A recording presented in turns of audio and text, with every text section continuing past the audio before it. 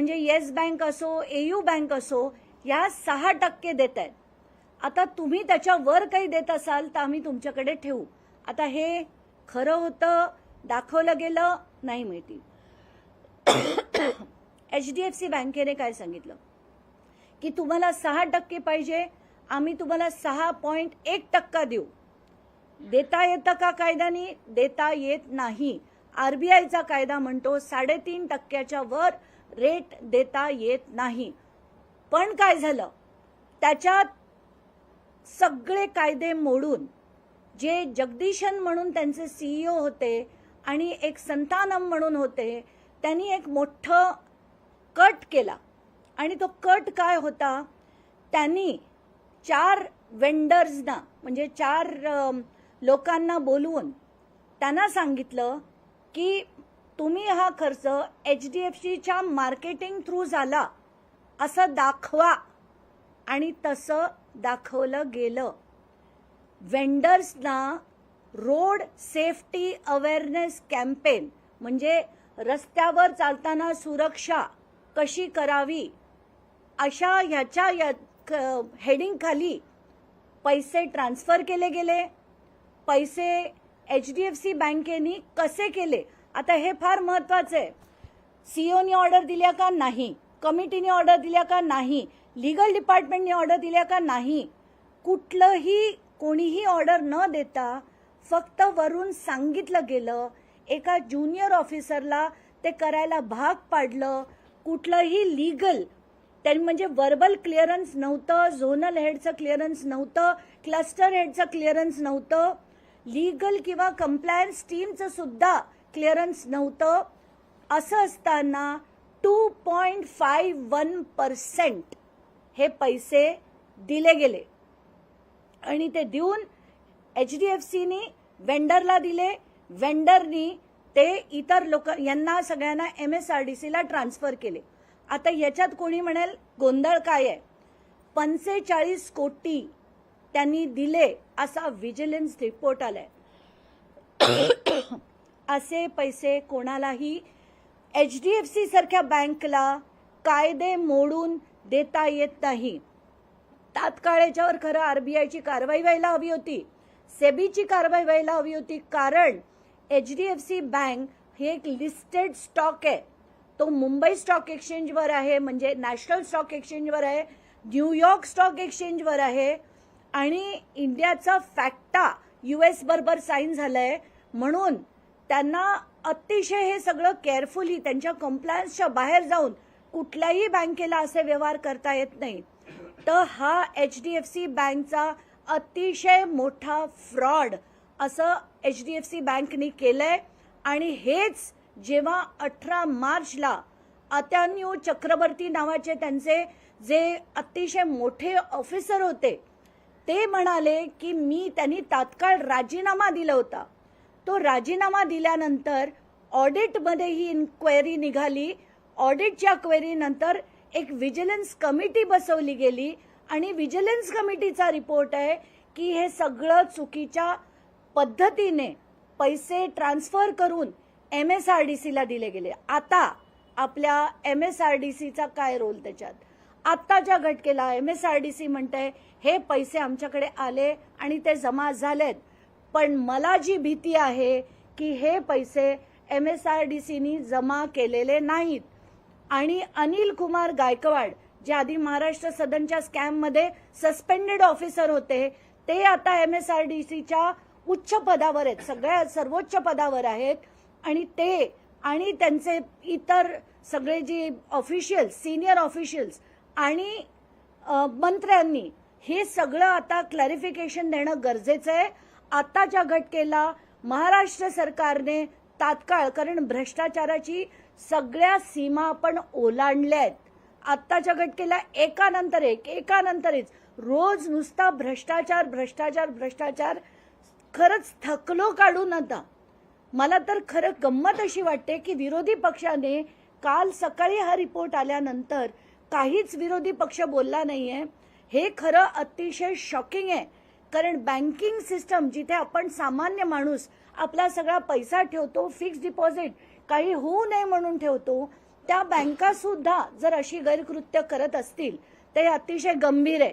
हा भाग 1 आणि भाग 2 म्हणजे MSRDC सारखे डिपार्टमेंट्स असं चुकीचं केलेला पैसा घेतायत आणि तो आत्ता खरं माझी जी भीती आहे की तो पैसा MSRDCत खरं आला की नाही हे MSRDCने जाहीरपणे पत्रकार परिषद घेऊन त्याचे आकडेवारी जाहीर करावी, नाहीतर याच्यावर तात्काळ FIR करून इन्व्हेस्टिगेशन करून, कारण हे सगळंच्या सगळं फ्रॉड आहे.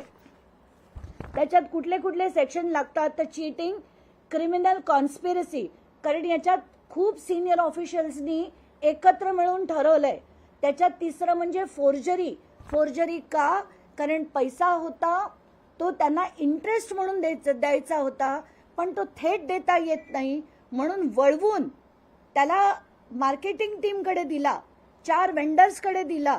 त्या 4 वेंडर्सकडे दाखवलं की हा पैसा आम्ही रोड सेफ्टी कॅम्पेनसाठी देतोय आणि त्या रोड सेफ्टी कॅम्पेन मधला पैसा हा गपचूपपणे MSRDCकडे वळवण्यात आला ॲडिशनल इंटरेस्ट म्हणून. हे सगळंच्या सगळं फोर्जरी आहे. याच्यासाठी GST बिल्स रेज केली गेली खोटी, पण कुठल्याही रोड सेफ्टी कॅम्पेनवर खर्च केलेला नव्हता. हे मार्केटिंग कॅम्पेन नव्हतं. CSR, खरं तर ही CSR ऍक्टिव्हिटी HDFCची होती, पण ती मार्केटिंग दाखवून पैसा वळवून हा सगळा पैसा वापरला गेला. त्यात म्हणून ही फोर्जरी देखील आहे. Criminal breach of trust of people like us, म्हणजे आपण सामान्य जनता जी त्यांच्याकडे फिक्स डिपॉझिट ठेवत होती या आशेने की ही बँक चांगलं काम करेल आणि या बँकेनी ब्रीच ऑफ ट्रस्ट म्हणजे आपली जी एक ट्रस्ट होतं, जी एक फेथ होती त्या बँकेवर, त्याचा त्यांनी ती मोडीत काढली आहे. म्हणून त्यांच्यावर क्रिमिनल ब्रीच ऑफ ट्रस्ट हे देखील लागतं. RBIने त्यांच्यावर इमिडिएट ऍक्शन घेणं गरजेचं आहे. सेबीने त्याच्यावर इमिडिएट ऍक्शन घेणं गरजेचं आहे. मला कुठलाही पॅनिक कॉल द्यायचा नाहीये, पण जे HDFC बँकने आज केलंय, तर काल CNBC नावाच्या एका चॅनलने असंही सांगितलंय की बऱ्याचशा बँका असं सगळं करतायत. हे ऐकून मला अतिशय धक्का बसला आणि कुठेतरी हे थांबण्यासाठी आता तरी या सरकारने काहीतरी करावं अशी मी हात जोडून विनंती करते. याच्यातला विजिलन्स रिपोर्टवर FIR दाखल करून जगदीशन आणि संगनाथन का काय नाव त्यांचं, त्या दोघांवर FIR झाला पाहिजे. याची इन्व्हेस्टिगेशन झाली पाहिजे.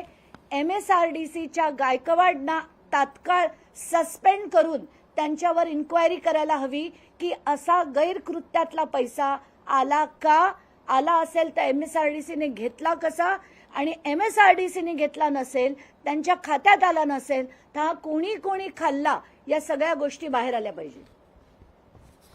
मुद्दा नंबर 2, आत्ताच्या घटनेला मला असं कळतंय की हायकोर्टामध्ये, औरंगाबाद हायकोर्टात 2 पिटिशन्स चालू होत्या आणि त्याच्यापैकी रिट पिटिशन 5324 ऑफ 2026 याच्यात एक ऑर्डर देखील झाली आहे. आता त्या ऑर्डरला मधला महत्वाचा भाग, आता हे काय होतं केस अशी होती की आपली जे रॅशनचा माल इकडनं तिकडे पोचवण्यासाठी ट्रान्सपोर्ट कंपनीज असतात, यांना त्याच ट्रान्सपोर्ट कंपनीजना पुन्हा पुन्हा तीच कॉन्ट्रॅक्ट्स मिळत होती असा आरोप होता. आता त्या आणि बाहेरच्या कोणाला आत येऊ दिलं जात नाहीये. टेंडर प्रोसेसमध्ये अशा काही अटी शर्ती बदलल्या जातात की त्याच्यात इतर कोणाला भाग घेता येत नाही असे आरोप करून काही एक रिट पिटिशन होती. आता त्या रिट पिटिशन मध्ये उच्च न्यायालयाने एक आदेश दिलाय की आमची खात्री पटली आहे की याच्यात एव्हिडन्स अवेलेबल आहे. याच्यात असंही म्हटलंय की डिस्क्रिमिनेटरी, कंड्युसिव्ह, त्याच्यात ट्रान्सपेरंट, फेअर, नॉन डिस्क्रिमिनेटरी आणि कंड्युसिव्ह हेल्दी कॉम्पिटिशन असावी.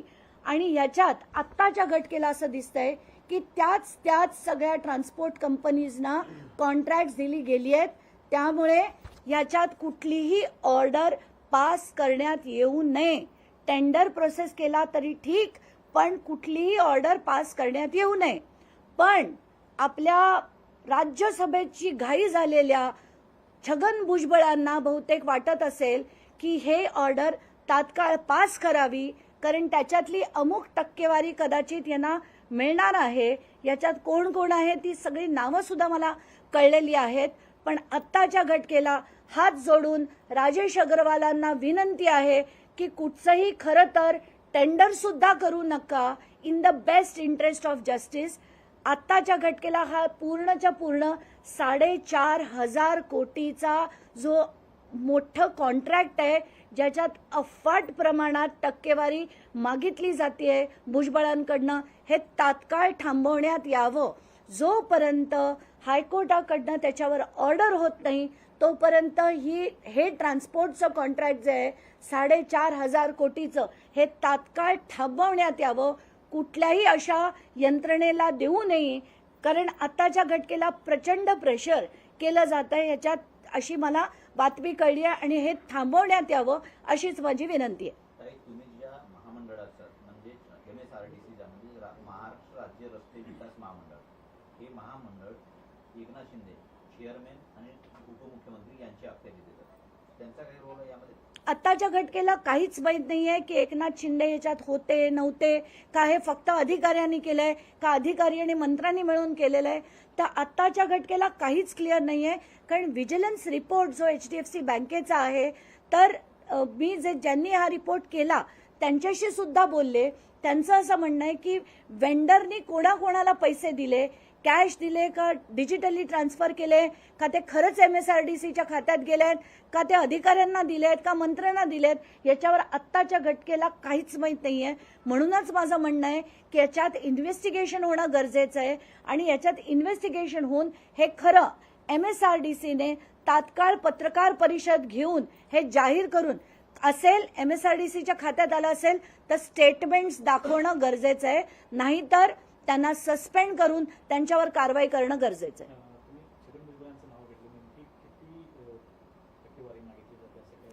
नाही, आत्ताच्या घटकेला खूप मोठी आहे, पण उगाच काही आकडे फेकणं ही माझा स्वभाव नाही तो. पण 4,500 कोटीचं ते टोटल कॉन्ट्रॅक्ट आहे जे जवळजवळ 22 ते 26 वर्ष त्याच लोकांना दिलं जातंय. आणि हे का होतंय आणि हा पॅटर्न हा सगळ्या महाराष्ट्रातल्या सगळ्या टेंडर्समध्ये आहे. म्हणूनच हे सगळं मोडून काढणं गरजेचं आहे. इतर लोकांना जर आपण म्हणतो संधी मिळाली पाहिजे, आता ती संधी ते योग्य असतील तर मिळाली पाहिजे. पण मुद्दा असा की हे टक्केवारीचं सगळं जी घाण आता करून ठेवली आहे महाराष्ट्रात, ही नक्कीच बंद झाली पाहिजे. धन्यवाद.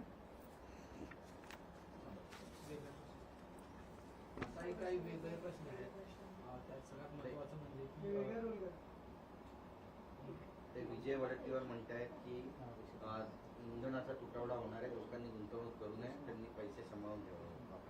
बाप, फॅक्ट आहे. पण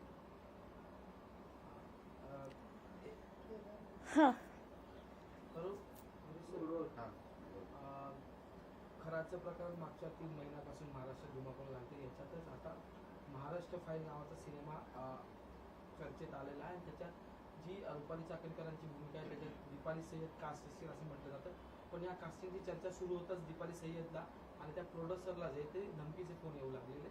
महिला म्हणून आणि या सगळ्या प्रकरणात तुम्ही नेहमी बोलत आलेले, आता या धमकीच्या फोनवर तुमची भूमिका नाही. आत्ताच्या घटकेला मला खरंच त्याच्याबद्दल काही माहीत नाही आहे, त्यामुळे मी उगाचच बोलणार नाही. पण खरं असं काही आलं असेल तर मला अजिबात कल्पना नाही आहे त्याची. बट मला खरंच माहीत नव्हतं. मला इनफॅक्ट आधी सांगितलंच त्या एवढ्या ब्रीफ माहीत प्रॉपरली. काही इंधन दरवाढ होते आणि 170 रुपयापर्यंत पेट्रोल डिझेल जाईल असं विजय वडेट्टीवार म्हणते. एकंदरीत कसं पाहता? नाही, आत्ताच्या घटकेला इंधनाची परिस्थिती जी आहे ती अतिशय वाईट आहे. कारण आपल्यावर 76 दिवस, आता निर्मला सीतारामन यांनी एक विधान केलं. त्यांनी असं सांगितलं की 76 दिवस हा सगळा भार हा शासनाने झेलला आणि आता त्यातला थोडासाच भार आम्ही लोकांवर टाकत आहोत. आणि एकानंतर एक 3दा पेट्रोल आणि डिझेलचे दरवाढ झाली. तर याच्यात खरी दरवाढ खरं तर 25 रुपयाच्या पेक्षा जास्त होणं अपेक्षित होतं. पण सरकारने काही ते लोकांवरचं प्रेम होतं म्हणून केलेलं नाही. त्यांना निवडणुका लढायच्या होत्या, निवडणुका जिंकायच्या होत्या. मग ती बंगाल असो, तामिळनाडू असो, केरळ असो, त्याच्यासाठी त्यांनी थांबून धरलं होतं. पण आताच्या घटकेला जेवढा त्याचा बॅकलॉग झालाय तो जवळजवळ 1000 कोटी दिवसाचा होता, तो आता जनतेवर थोपण्यासाठी ही दरवाढ आता दर 2-3 दिवसाआड सुद्धा कदाचित करण्यात येईल. आणि जर आज वडेट्टीवार म्हणाले असतील तर त्यांना कदाचित 170चा आकडा कुठून आला मला माहित नाही, पण हा आकडा अतिशय मोठा होणार आहे याच्यात शंका नाही. त्याच्यात अनेक बिझनेसेस स्लो डाऊन होतील, अनेकांच्या नोकऱ्या सुद्धा त्याच्यात अफेक्ट होतील, अशी आता बरीच काळजी अगदी मोठ्या मोठ्या इकॉनॉमिस्टना वाटतेय. आणि मग ते अरविंद सुब्रमण्यम असो, सुरजित भल्ला असो, त्या सगळ्यांनी ती पदोपदी मांडलेली आहे. आणि आत्ताच्या घटकेला उगाच पॅनिक नाही, पण सगळ्यांनी आपले पैसे जपून वापरावे असं नक्कीच सांगण्यात येते.